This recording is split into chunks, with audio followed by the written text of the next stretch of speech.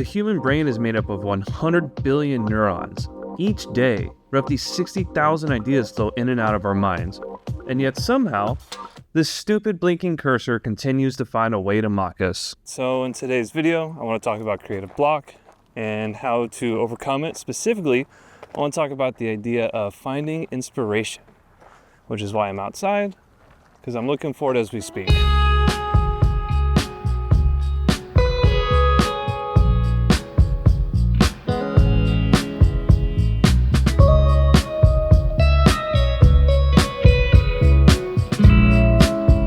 There's a few things I do when I'm looking for inspiration. The first thing I want to talk about is going for a walk. It's the simplest thing you could do, and it sounds silly, but there's been a lot of studies showing that going for a walk activates the default mode network, which is just fancy talk for your subconscious mind. And basically, it allows your ideas to percolate to the surface without you having to really do the work of thinking about it. Also, getting outside is just nice. You're out in the outdoors. There's lots of stuff to look at, and there's been a lot of studies showing that we have more creative ideas when we're in the great outdoors, when we have no ceilings above us to kind of hamper in our thoughts. We're allowed to think more freely and openly about things. There's a bunch of stories of famous people throughout history who have used walks as a way to get the creative ideas flowing. Albert Einstein used to take a long walk every day. He actually used to take a boat out to the middle of a lake just to sit there and think without anybody else around him, because incoming information has a way of distracting us and not allowing ideas to kind of just form. So we need some space. We need some space to get out and go look at things. There's another interesting story that I found out about the other day about a engineer named Eiji Nankatsu, who was the head engineer of the Shinkansen, which is the Japanese bullet train. And he was charged with making this bullet train quieter because it was really too loud. It was coming out of these tunnels and it was creating these crazy sonic booms that were freaking out the neighborhood. So they tasked this guy with making it quieter, making it more efficient. And this guy had a secret weapon. Apparently he was an avid bird watcher. So he would go on these really long walks and he would just watch birds all day. And while he was looking at some birds, he realized that parts of their bodies, parts of their natural design were really well suited, like from an engineering standpoint. And he took inspiration from the owl to make the part of the Shinkansen that attaches to the railway. He took the body of the penguin as inspiration for the shaft that connects it. And then the greatest innovation that he came across was the kingfisher bird's beak. So the kingfisher bird, it can dive into water without barely making a ripple in the water or any sound. And he was fascinated by this beak's ability to dive in there and do that. So what he did is he took inspiration, he modeled the nose of the train after this beak, and he was able to reduce the noise level substantially, increase the efficiency, and make it faster. So anyways, if you are looking for inspiration, one of the best places to start is to just get outside and enjoy the great outdoors. I mean, look, it's got the beautiful sun, there's dogs around, there's people, there's birds, there's all kinds of stuff. It's a good place to be. I don't know. I don't think the inspiration's gonna be here, but we'll keep looking.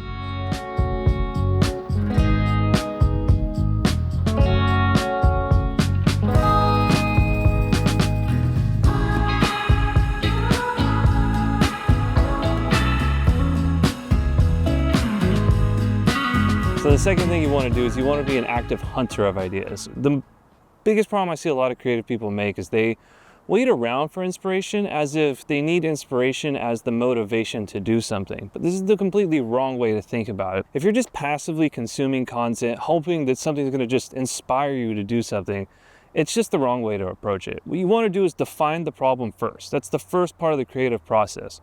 Once the problem's defined, then everything that you open your eyes and your awareness to can become inspiration. But if you don't have a problem defined, if the creative process hasn't been started, then things will just go right past you into Neverland and they won't have the opportunity to inspire you because you won't really know what to apply it to. The problem is what gives you the lens to view the incoming information. So I could be outside, I could be looking at these trees right now, and they are just trees, right? They don't mean anything to me if I don't have a problem. But let's say I want to make a painting, but I don't know what to make a painting about. Well, now that I'm outside, I could look to these trees for inspiration. Like maybe I could paint these two trees and then suddenly I'm inspired, right? Maybe I have an engineering problem and I'm thinking to myself, I really want to build a table, but I don't have any steel around. Maybe I could cut down these trees and build a table. You can't, because that'd be illegal here, but it's an idea.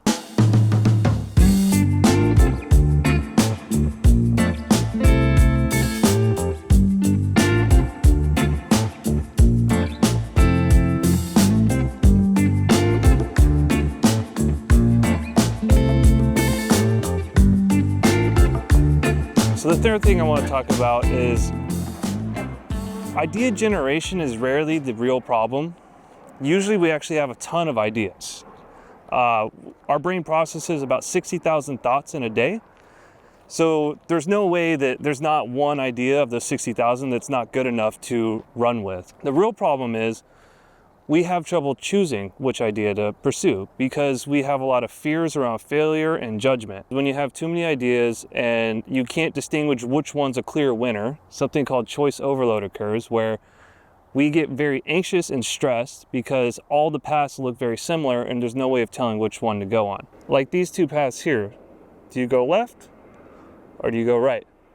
I mean, they look about the same, don't they? But if I told you that one of the paths leads to $1 million and the other leads to a den of wolves, well, you're gonna have a lot of anxiety because you're gonna think that one path is failure and the other path is success. And so this is what happens when you have choice overload. When you have like 100 ideas, but you don't know which one to pursue, it's because you think that one of them is the successful idea and the other is gonna lead you to failure. And that's simply not the case. All paths lead to success, all paths lead to failure. What you really gotta do is just start walking along one path. Wait, can we go the other way? Fine, let's go the other way.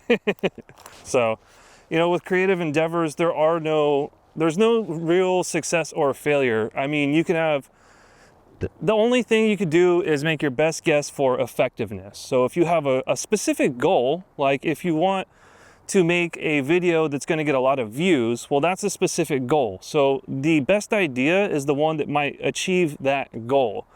But if you're just trying to make something that's authentic to yourself or creative, or maybe just something that makes somebody feel something, then you got to chase the idea that has the best chance of achieving that effect. But measuring your ideas based on success and failure is a really large pitfall that you don't want to fall into. If you fail, you learn.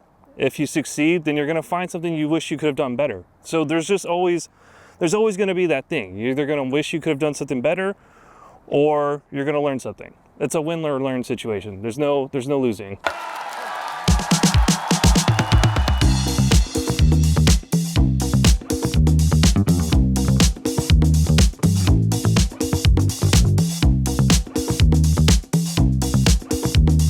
All right, and the last thing that usually trips up choosing between ideas is just the fear of judgment.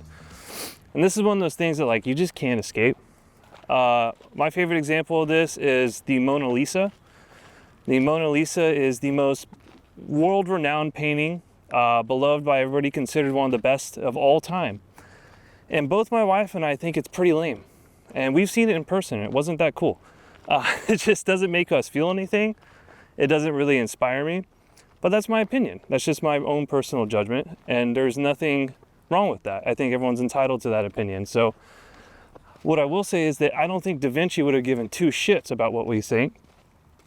He would be pretty proud of his painting, and a lot of the world is really happy with it. So being afraid of judgment, I mean, there's always going to be a hater. You just can't avoid it. All you could do is be proud of the work that you did, put all the effort you can, and then let the chips fall where they may.